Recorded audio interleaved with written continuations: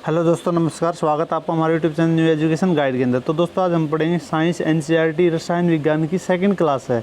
हमारी first class हमने कर ली है और 7 क्लास जो हमने बायोलॉजी की, जीव विज्ञान की हमने कर ली हैं। अभी हम रसायन विज्ञान केमिस्ट्री के बारे में पढ़ रहे हैं। तो हमारी सेकंड क्लास आज है जो एचएससी एचपीएससी के जो आपके एग्ज़ाम होंगे या फिर जो आपके अभी DSSB के हैं या फिर उसके बाद KVS के हैं, NVS के, किसी प्रकार के जो एग्ज़ाम है जिसके अंदर साइंस पूछी जाती है तो उसके अंदर इंपॉर्टेंट रहने वाली है। प्रीवियस ईयर क्वेश्चन में उठा के लेके आया हूँ और NCERT बेस आपके क्वेश्चन है, ठीक है। तो और उसके बाद में TGT PGT का या HSS का या ग्रुप C का जो आपका एग्जाम होगा, D का होगा, जिसके अंदर भी साइंस पूछी जाती है तो उसके अंदर भी आपकी ये साइंस काम आने वाली है। तो वेरी इंपॉर्टेंट क्वेश्चन रहने वाले हैं और सिलेक्टिव जो क्वेश्चन है वो मैं आपके लेकर आया हूँ। आप देख सकते हैं, खुद आपको पता भी लग जाएगा।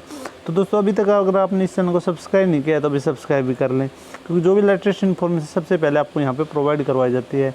वीडियो को अच्छी लगे तो भाई लाइक भी करें, उसके साथ साथ में ज़्यादा से ज़्यादा शेयर करें ताकि सभी कैंडिडेट इसका फ़ायदा उठा सकें। तो अभी वीडियो के साथ में लास्ट तक बने रहे। कंप्लीट जो है इसके अंदर डिटेल है वो हम देखेंगे। साइंस के जितने भी क्वेश्चन बनते हैं केमिस्ट्री के धीरे धीरे हम कर रहे हैं। अब मेरे पास में 77 पेज की PDF है। तो मैंने 7 क्लास बायो की होगी हैं। अभी हमें केमिस्ट्री की सेकंड क्लास स्टार्ट कर दी। तो केमिस्ट्री के बाद में फिर हमें फिजिक्स स्टार्ट करेंगे। तो अभी चर्चा करते हैं इसके ऊपर।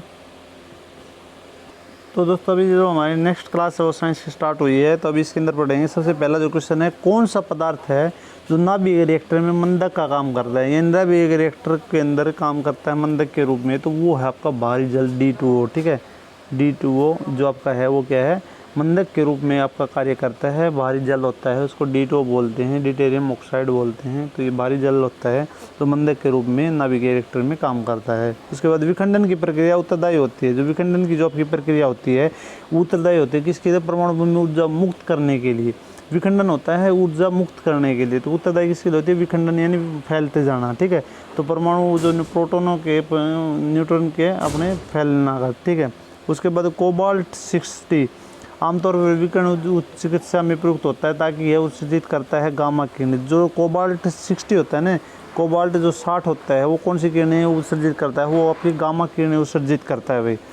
उसके बाद हाइड्रोजन बम किस सिद्धांत पर कार्य करता है, वो अनियंत्रित संलयन अभिक्रिया पर करता है। जो हाइड्रोजन बम होता है वो किस सिद्धांत पर करता है, अनियंत्रित, जो जिसको नियंत्रित नहीं किया जा सकता, संलयन प्रक्रिया के ऊपर, अभिक्रिया के ऊपर ये काम करता है। उसके बाद में एक रेडियोधर्मी जो पदार्थ है कि अर्ध आयु 10 दिन है। इसका अभिप्राय यह है कि पदार्थ का 3/4 भाग का विघटन 20 दिनों में हो जाएगा, ठीक है। तो ये अगर 20 दिन है तो इसका जो अभिप्राय है कि पदार्थ का जो 3/4 भाग का जो विघटन है उसको होने में कितना दिन लग जाएगा, 20 दिन लग जाएंगे। तो ये सभी वेरी इंपॉर्टेंट रहने वाले भाई पर्सन, आप देख लेना। अब क्लास को 2 से 3 बार जरूर देखना, ठीक है। उसके बाद एक रेडियोधर्मी तत्व जिसके भारत में बड़े भंडार पाए जाते हैं वो है थोरियम। थोरियम के भंडार सबसे ज़्यादा भारत में पाए जाते हैं भाई। कहाँ पे पाए जाते हैं, भारत में, किसके, थोरियम के भंडार। उसके बाद कल्पकम के फास्ट ब्रीडर रिएक्टर में ईंधन है समृद्ध यूरेनियम। जो कल्पकम के जो फास्ट ब्रीडर रिएक्टर में जो ईंधन है वो आपका समृद्ध यूरेनियम है भाई इसके अंदर, ठीक है।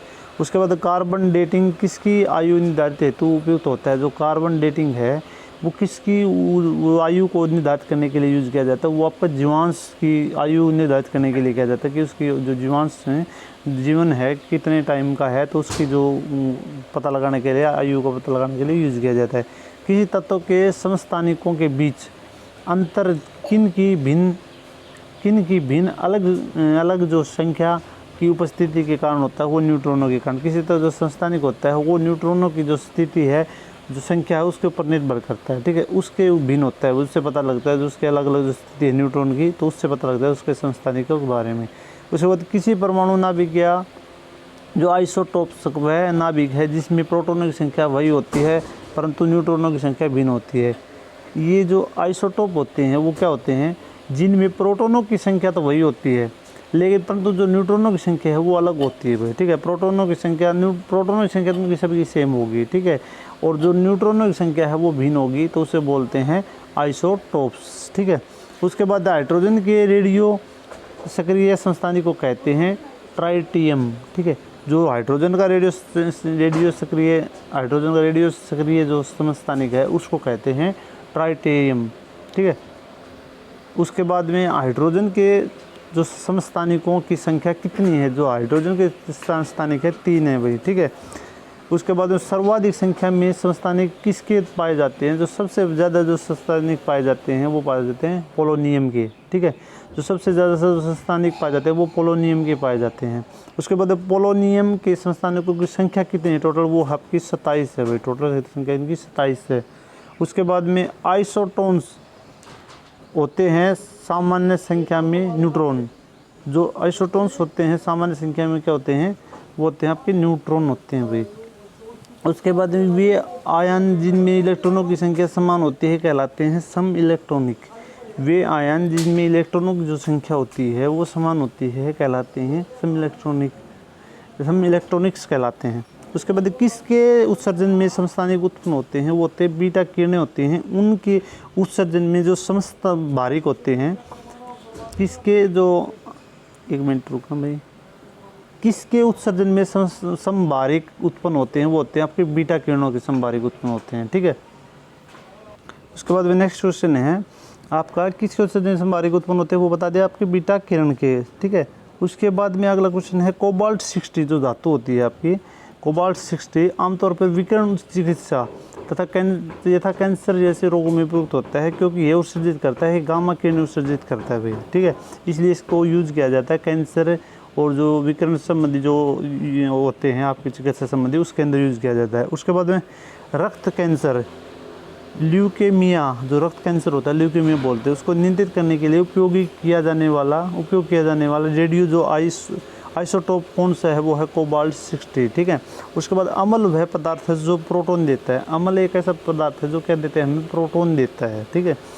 अम्ल एवं भस्म के परीक्षण के लिए किसका उपयोग किया जाता है, अम्ल एवं भस्म के परीक्षण के लिए किसका उपयोग किया जाता है, लिटमस पेपर का। लिटमस पेपर भी आपका वैसे पेपर भी होता है सिंपल, और उसके बाद लिटमस पेपर लिक्विड में भी होता है, ठीक है। तो इससे ये पता लगाया जाता है भी कोई भी जो आपका पदार्थ है जो भी है आपका, कि वो आपका अम्ल है या क्षार है, भस्म है या अम्ल है, ठीक है। तो इसका पता लगाने के लिए लिटमस पेपर का आपका यूज किया जाता है। उसके बाद नेक्स्ट देखते हैं, जल में घुलनशील भस्म बेस को क्या कहते हैं, क्षार कहते हैं। जल में जो घुलनशील भस्म है बेस को क्या कहते हैं, सार को बेस को क्या कहते हैं, सार कहते हुए, ठीक है। भस्म या सार बोलते हैं इसको, ठीक है। पीएच मान का निर्धारण किसने किया था, सारांशन ने दिया था। जो पीएच स्केल दिया था वेरी इंपॉर्टेंट है, कई बार पूछा जाता है। जो पीएच स्केल है और एक लिटमस पेपर से रिलेटेड और जो आपका अम्ल और क्षार यानी एसिड और बेस से रिलेटेड इंपॉर्टेंट क्वेश्चन है, हर बार लगभग एग्जाम में पूछे जाते हैं। जो पीएच जो स्केल है, पीएच मान का निर्धारण किसने किया था, वो सारांशन ने किया था भाई। उसके बाद सभी अम्ल जल में घुलकर क्या प्रदान करते हैं, H पॉजिटिव आयन देते हैं। जो सभी जो अम्ल होते हैं वो जल में घुलकर H पॉजिटिव आयन देते हैं, और जो क्षार होते हैं वो OH नेगेटिव देते हैं, ठीक है। तो ये क्या देते हैं आपके H पॉजिटिव आयन देते हैं। उसके बाद भस्मों का स्वाद कैसा होता है, खारा होता है। जो क्षार होते हैं ना आपके वो होते खारे स्वाद में, खट्टे होते थोड़े, ठीक है। उसके बाद में किसी एक सामान्य व्यक्ति के रक्त का पीएच स्तर क्या होता है। अगर किसी एक सामान्य व्यक्ति को उठाया जाए तो उसका अगर पीएच मान देखा जाए रक्त का, ठीक है, खून का, तो वो उसका कितना होता है 7.35 से लेकर 7.45 तक, ठीक है। 7.35 से लेकर 7.45 तक, यानी 7.35 से लेकर 7.45 तक। जो दूध का पीएच मान होता है वो कितना होता है 6.6 होता है। दूध का जो आपका पीएच मान होता है वो आपका कितना होता है 6.6। जो लवण अम्लीय हाइड्रोजन परमाणु या हाइड्रोक्सिलिक्स आयन से मुक्त कहलाते हैं वो आपके सामान्य लवण कहलाते हैं।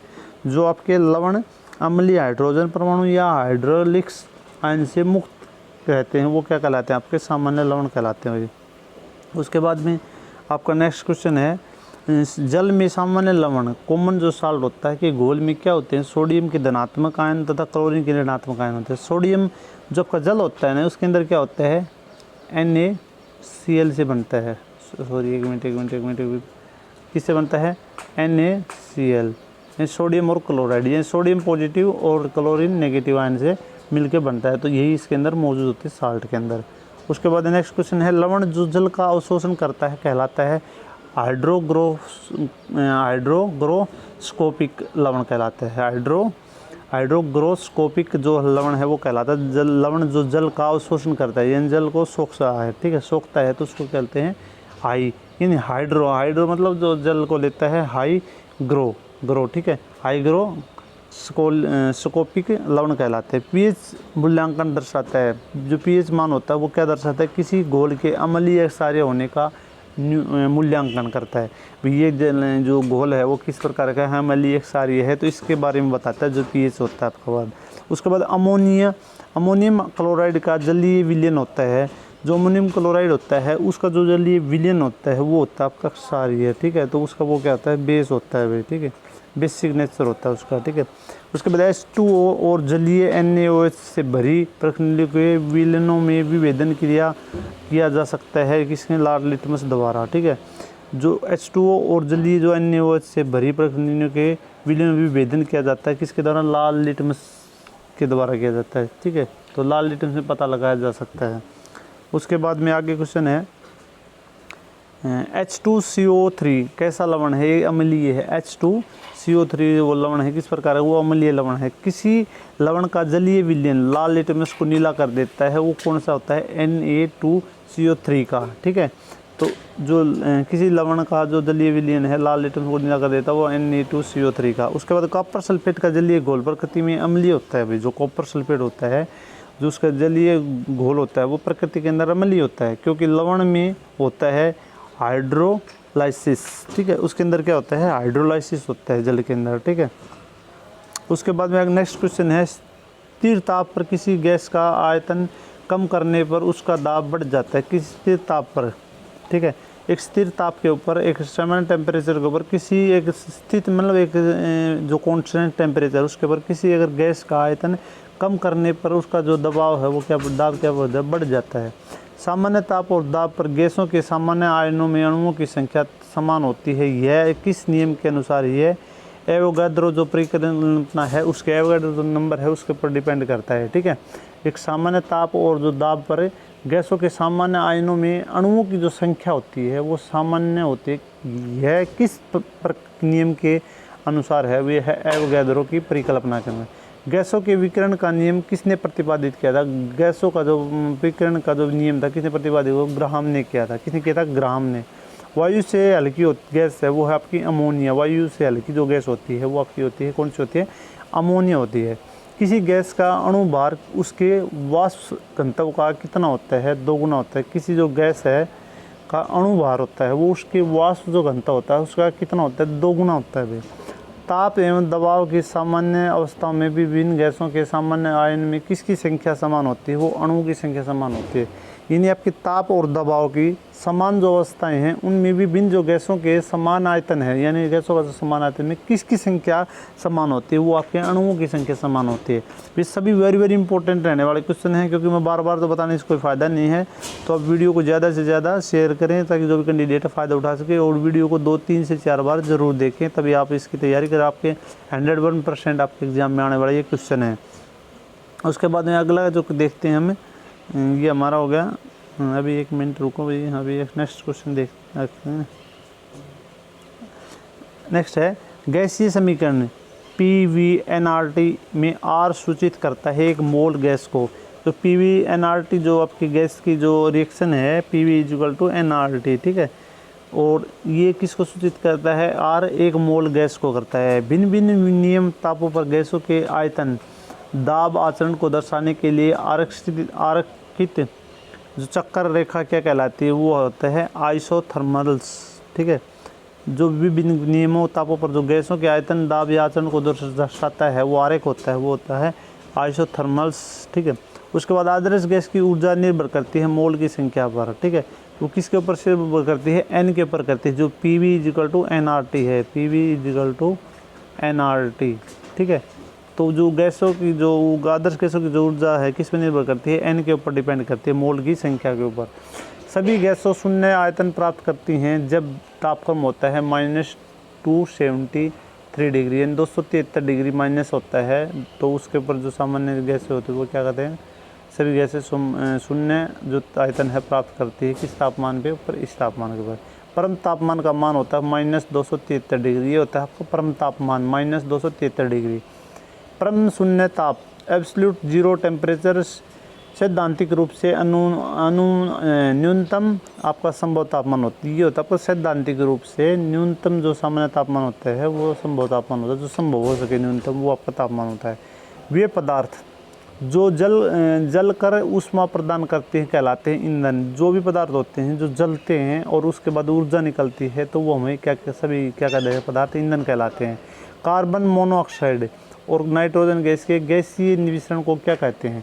जो आपकी कार्बन मोनोऑक्साइड और जो नाइट्रोजन है उसको मिला के, ठीक है, CO2 जो आपकी कार्बन मोनोऑक्साइड है, CO2 आपकी कार्बन डाइऑक्साइड है और जो कार्बन मोनोऑक्साइड, ठीक है, तथा नाइट्रोजन गैस के गैसीय मिश्रण को क्या कहते हैं? वो होते हैं प्रोड्यूसर गैस कहलाती है। क्या कहलाती है? Producer gas.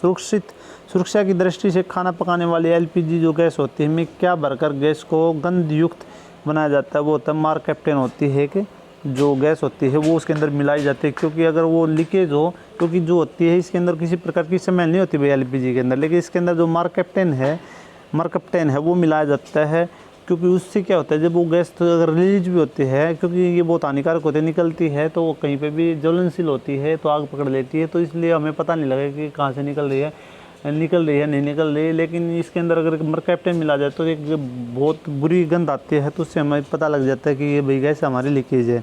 गोबर गैस में मुख्यतः होता है मीथेन होता है, क्योंकि जो पशु चारा खाते हैं ना तो उससे मीथेन गैस बनती है, तो जो पशुओं के गोबर के अंदर होती है वो आपकी मीथेन गैस होती है। LPG में कौन सी गैस मुख्य रूप से होती है? वो होती है आपकी ब्यूटेन। LPG के अंदर होती है ब्यूटेन। ये वेरी इंपॉर्टेंट कई बार पूछे जाते हैं भाई क्वेश्चन, मार्केप्टेन और मीथेन ये इस प्रकार है।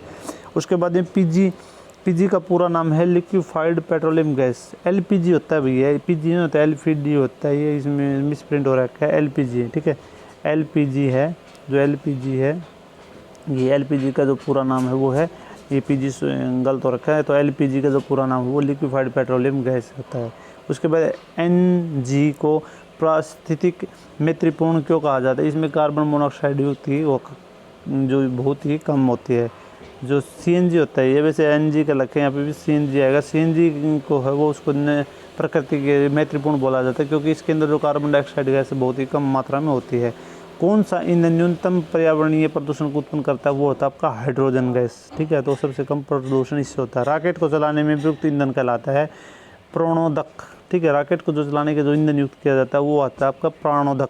कोयले की विभिन्न किस्मों में से कार्बन को प्रतिशत मात्रा सबसे अधिक होती है। कार्बन की जो सबसे प्रतिशत मात्रा जो अधिक होती है वो होती है एंथ्रेसाइट, जो कोयला होता है आपका उसके अंदर सबसे वो होती है आपकी ज़्यादा होती है। उसके बाद भूरा कोयला, ब्राउन कोयल के नाम से जाना जाता है, वो होता है लिग्नाइट कोयला। कौन से कोयले को जाना जाता है? लिग्नाइट कोयला। और एंथ्रेसाइट में सबसे ज़्यादा क्या होती है? कार्बन होती है भाई। पेट्रोल से लगने वाली आग के लिए किस प्रकार के अग्निशामक का प्रयोग किया जाता है? अगर पेट्रोल से कहीं पर आग लग जाए तो किस प्रकार की उसका अग्निशामक, तो झाग वाला का यूज किया जाता है, क्योंकि आग अगर पेट्रोल में अगर आप पानी भी डालेंगे तो वो ज़्यादा भड़केगा, तो इसके लिए झाग वाला जो है अग्निशामक जो संयंत्र यूज किया जाता है। उसके बाद अग्निशामक में कौन सी गैस प्रयुक्त होती है? वो होती है आपकी CO2 कार्बन डाइऑक्साइड होती है, क्योंकि कार्बन डाइऑक्साइड गैस क्या होती है? आग को ख़त्म करने के लिए होती है, यानी, और जो ऑक्सीजन होती है वो जलने के लिए होती है, जलाने के लिए होती है, तो CO2 का यूज किया जाता है ताकि वो बुझ जाए। प्रति ग्राम ईंधन द्वारा मोचित ऊर्जा की दृष्टि से सर्वोत्तम ईंधन कौन सा है? वो आपका हाइड्रोजन। प्रति ग्राम जो ईंधन एकदम मोचित ऊर्जा दृष्टि से जो सर्वोत्तम ईंधन होता है वो हाइड्रोजन, अगर 1 ग्राम में भी यूज करें तो वो सबसे अच्छा रिजल्ट वो आपका देता है। तो दोस्तों आज हमने 3 पेज जो इम्पोर्टेंट हैं वो हमने डेली के जो कर रहे हैं, तो आज हमने दूसरी क्लास के अंदर 3 पेज किए हैं, ठीक है, तो डेली में 3 पेज करवा, तो जो इम्पोर्टेंट क्वेश्चन बनते थे वो मैंने आपके साथ में आज डिस्कस किए हैं। बीच बीच में थोड़ी कुछ काम चल रहा है साइड में, तो हो सकता है थोड़ी बहुत आपको आवाज़ आ रही हो, तो आप थोड़ा बहुत मैनेज कर लें। और एक वीडियो को कम से कम आप 3 से 4 बार देखें तो आपकी अच्छी प्रकार से तैयारी हो जाए। TGT का जो भी एग्जाम है उसके अंदर आप अच्छा फ़ायदा उठा लेंगे। आज मैं कोशिश करूँगा TGT का जो आपका पेपर लेके आऊँगा, जो HSC ने लिया था, तो वो आपका अच्छा काम आएगा, जो आपका साइंस वालों कैंडिडेट हैं उनके लिए। ठीक है दोस्तों, वीडियो को ज़्यादा से ज़्यादा शेयर करें। वीडियो अच्छी लगे तो वीडियो को लाइक करें। अगर अभी तक अपने चैनल को सब्सक्राइब नहीं किया तो सब्सक्राइब की वीडियो देखने के लिए धन्यवाद।